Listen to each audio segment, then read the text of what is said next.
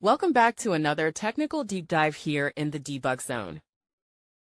Today, we're tackling a big question and breaking it down with insights from other users. Hopefully, this clears up some misconceptions and helps you get the answer you need.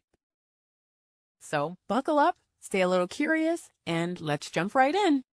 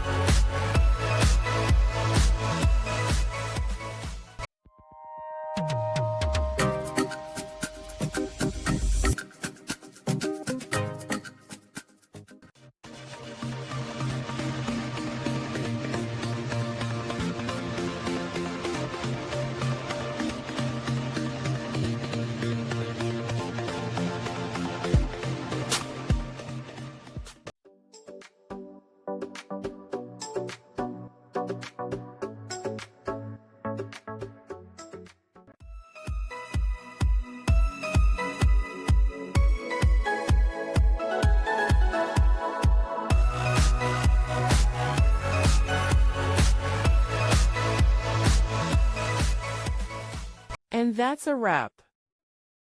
I hope you found the answer you were looking for. If you did, take a second to hit that subscribe button. It really helps out.